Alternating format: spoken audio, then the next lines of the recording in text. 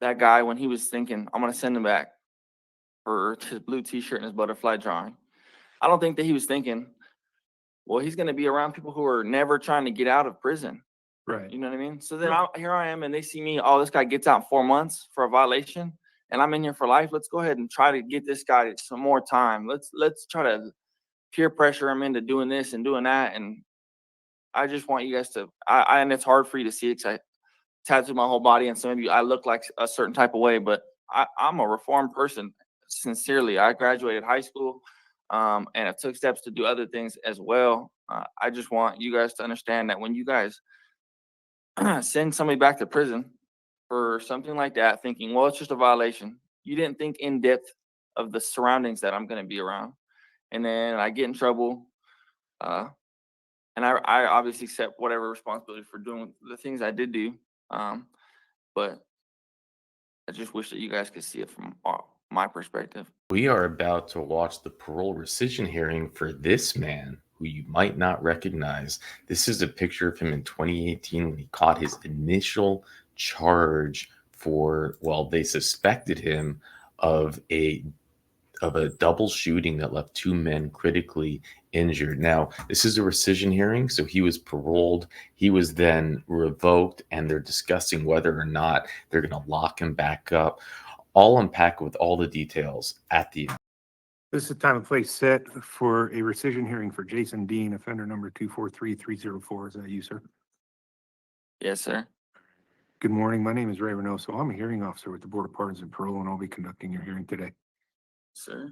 I'll be taking testimony from you this morning, so I'll need to place you under oath. If you could raise your right hand for me, please. Yes, sir. Give me just 2 seconds. Okay.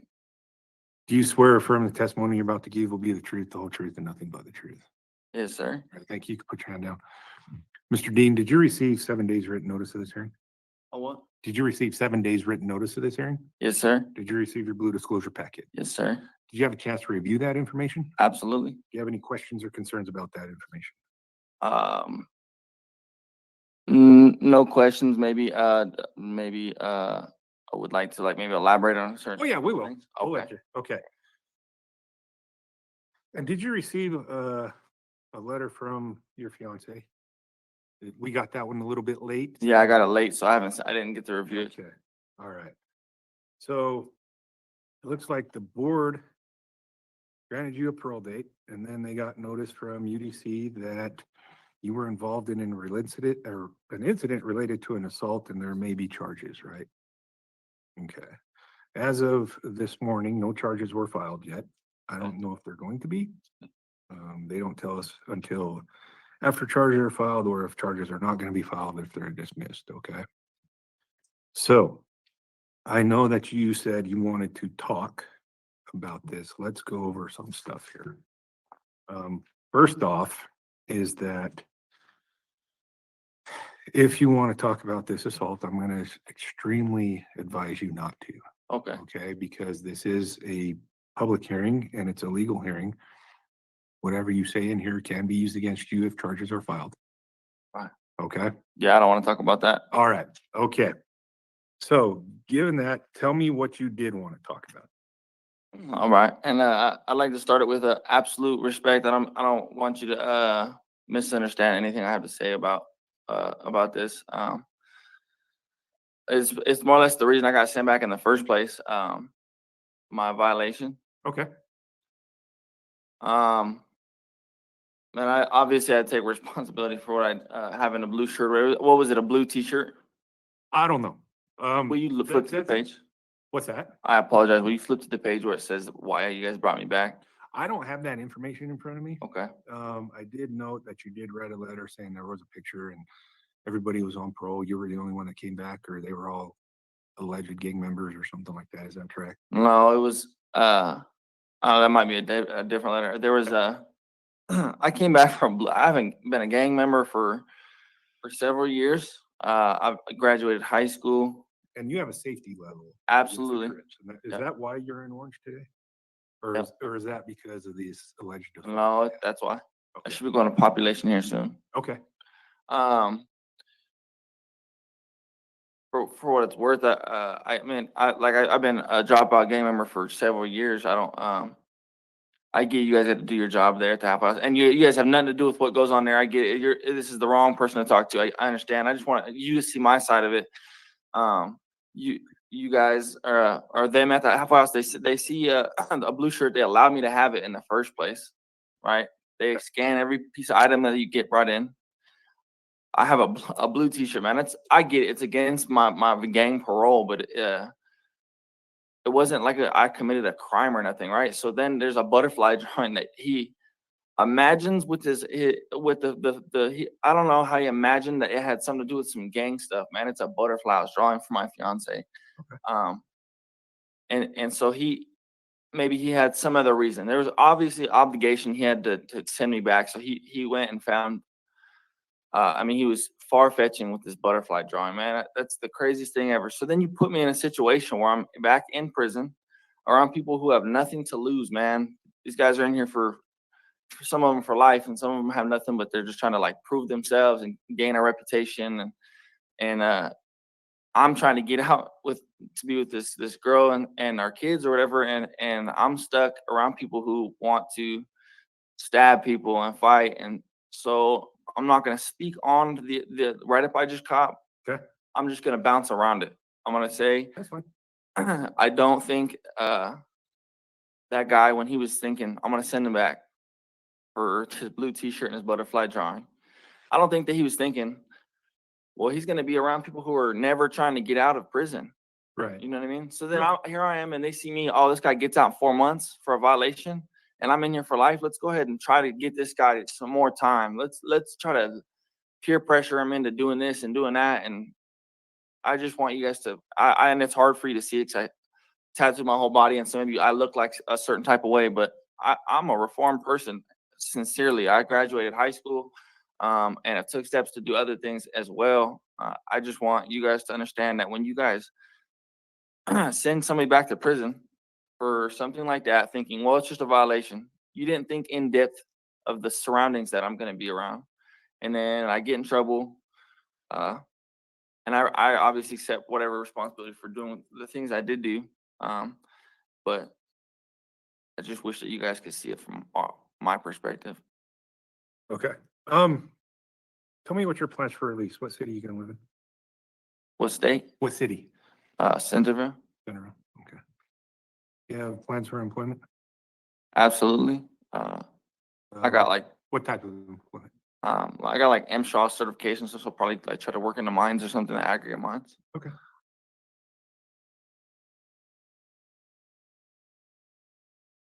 Do you have anything else you'd like the board to know? I'm sorry, repeat that. Do you have anything else you would like the board to know? Yeah, I mean, this is my one chance I get to just like display myself. I don't want to take up too much time. I get it that you guys, you're doing your job, but this is my life. No, And so I want we to, understand that. The board understands that. That's why they grant parole and give you the opportunity to, approve yourself or prove yourself and improve yourself. Here's what I can tell you is gonna happen is I will type up my report and I'll submit it to the board this week. Okay. Takes 3 out of the 5 board members to agree to make a decision. Once that decision is made, they'll notify you in writing through inmate mail. If your friends or family want to know what the board's decision is, they can check the board's website. It'll be updated as soon as the decision is entered. Yeah. Okay. Given that there are possible pending charges, the board will probably schedule what's called a paper review. That allows UDC time to decide whether they're going to file charges or not. Okay. Okay. If charges are not filed, they may just grant you a parole date, or they may come back and have another hearing to see what's going on and what's changed. Okay. So what's the time frame for that? Obviously, It it's not usually just takes my the life. boards probably 2 to 4 weeks to make a decision. Okay. It can take longer. If it takes longer, don't worry about it. It's not any sort of negative reflection upon you or anything. It's just the board has a lot of decisions they need to make, and some of them can get pretty complicated. Okay. Okay. So with that being said, so that explains that.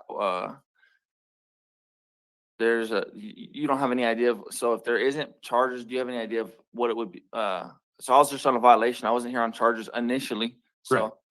do you think, well, what would so say there's no charges to be filed and all I have is this write-up, in-house disciplinary, how long you think I don't know how long. Like I said, they have to allow UDC the opportunity to file charges or say that they're not going to. Okay, now even if UDC says we're not going to file charges, the board can then grant you a parole date, but that does not prevent UDC from filing charges later because the statute of limitations is the one that controls that decision from UDC. Okay, but usually if they say we're not going to file charges or charges are declined by the prosecutor, then that's pretty much the end of it. Then be granted immediate release or something. It won't be immediate. The board, like I said, the board could grant you a parole date, or they could schedule another hearing. Even if it's an immediate release in board lingo, that's at least 30 days out because they have to allow APMP time to verify and approve an address and help you get set up with any treatment or employment needs. You know, if they made the decision today to release you today, that's not necessarily conducive to any success on parole. If you don't have a place to live or they don't approve it or something like that. Okay. So I have absolute employment, even if I didn't go back to the mines. My father has like a truck company, so I could Okay. always go drive, and I got a place to go with my fiance. Well, they would still have to have APMP. They have to give APMP the opportunity to approve that All right, before they release you. Okay. all right.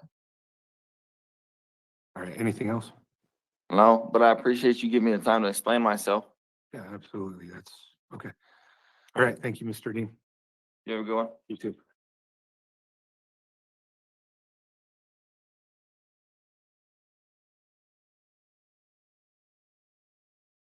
Okay, so let's unpack this. And I just want to start by saying that if you listened to the hearing without watching it, I think you might come away thinking, wow, he's intelligent, articulate, well mannered. He had some valid points. Uh, Sounds like a nice young man. And then when you watch it, it plays this game with your brain where you're like, no way. And that's the crazy thing about judging books by its covers and all this stuff. And we'll unpack, but we see with these Utah hearings so far, we've seen a handful of with the ink, where again, if you just listen to it, you might have a very different impression of the hearing. And I don't know. There's a lot of different reasons people get inked up. Some do it. You get locked up looking like this young man that we see here. You get thrown into a really tough prison, and all of a sudden you got to fight for survival.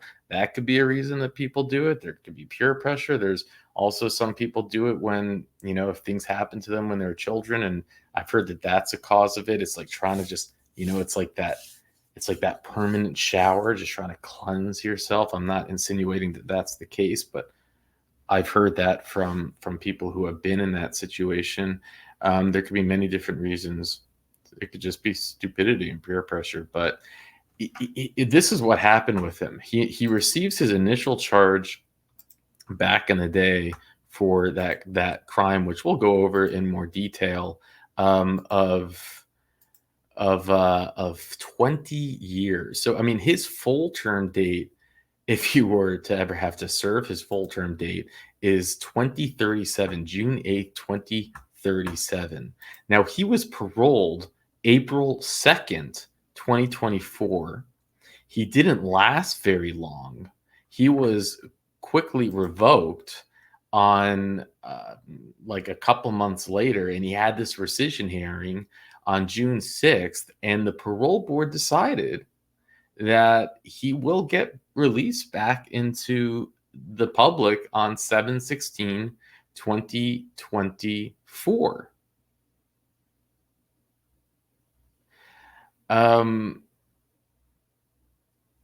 And now he picked up like a new charge in prison, which he was claiming, well, I'm defending myself. You're going to lock me back up in a prison where people have nothing to lose. And what do you think is going to happen? Like they and that's what he was saying. And man, everything that I've seen about prison stories, and he's speaking the truth. I mean, he's put in a situation where people wanted to mess him up. They knew he was only in for 4 months. Well, we're going to make you stay longer than 4 months, especially if you ditched your gang. I mean, the whole thing does sound scary. And that's what he was talking about, what his parole officer did. Supposedly his parole officer revoked him because of a t-shirt and because of a drawing, that does seem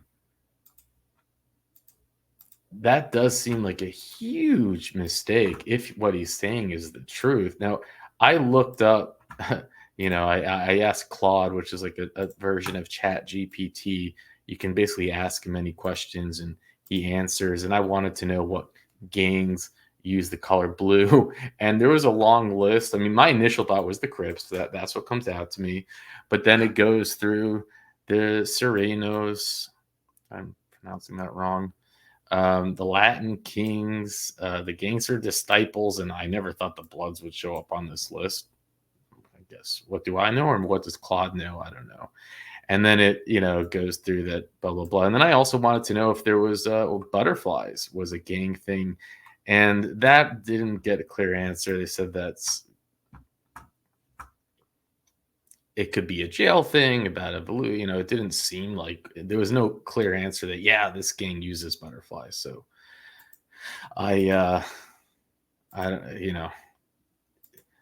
if that's all he was sent back to prison for, though, that seems like a huge, but some might say, well, he was told you can't wear the color blue and you can't. And, so who knows? There's always two sides to every story. And, but let's go see this is what he was initially locked up for. 2500 West in Mazer when a fight broke out. Police say Dean believed the two men had taken something from him. People heard gunshots around 6 a.m. Thursday morning. Investigators believe that drugs and alcohol both played a role. Yeah, well. And basically, we'll read through it. And thank you, Richard, for providing the info. For those of you who don't know, Richard is the volunteer researcher and much more than that, I should say, who makes this channel go round and round and round, because with the amount of content that we distribute, it'd be impossible if I were doing it on my own. So Vernal Man was charged. And if you're new to this channel and you want to see more Utah type hearings, you can check it out in the playlist. Check out the playlist. But we do Utah, we do Connecticut, we do Iowa, we do Illinois, and we have a couple more states coming our way. And then I have a second channel where it's primarily Louisiana hearings, and those are a whole different ball game. But Jason John was charged with 2 counts. So this is what he's charged with, that shooting. He was charged with 2 counts of attempted homicide, first-degree felony in the 8th District Court.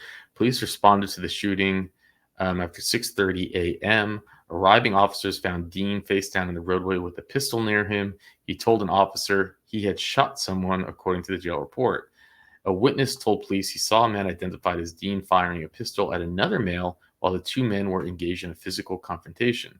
The witness called police and yelled at Dean, who then dropped to his knees and put his hands over his head, according to the report. 2 ages 18 and 19 were shot multiple times following the altercation. I guess he is just lucky that they did not die. Before officers arrived, the wounded man made his way down to the street where the shooting happened and was picked up by what the sheriff called as a concerned citizen. He was taken to Ashley Regional Medical Center. The other wounded man left the scene in a black Pontiac Grand Am and attempted to drive himself to the hospital. He then crashed into a pole. He was also transported to the medical center. Both men were interviewed by police at the hospital and told police Dean had shot both of them after accusing them of stealing his drug pipe. What? Now, I have seen, watching on Soft White Underbelly, they do say that a pipe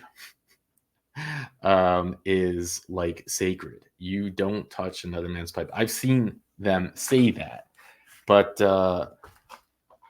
or woman's pipe. But to shoot someone over that? Wow. Kids don't do drugs. And to think, and then the end result, anyways, an update in the men's conditions was not provided Friday. Dean and the 2 men that were injured had been at a party at the residence. Authorities said police added they believe narcotics and alcohol contributed to the factors. No kidding. Dean, who police said recently moved to Vernal from California, has no prior criminal history in Utah. Well, that lasted a long time. So he got locked up. You saw the transformation. not great. And then he serves, I guess he served his time from 2017 until 2024. So he ends up getting like a 20-year sentence. He serves, let me try to do the math right this time. He serves about 7 years of the 20-year sentence, gets revoked immediately after getting released. And now he has to hope that during the next month before he gets back out, that he doesn't get charged on this new crime that he picked up protecting himself, or get in more trouble while he's out in population, or he's going to maybe spend the rest of his life in prison. The one bright spot for him is that we see a lot of the comments with the ink stuff is, man, where is he going to get a job? But his father works in a mine, and he has a job waiting for him to work in a mine. And if there's one occupation you can have where it's okay to look the way he looks, it would definitely be in a mine. And with that, I'll let you go.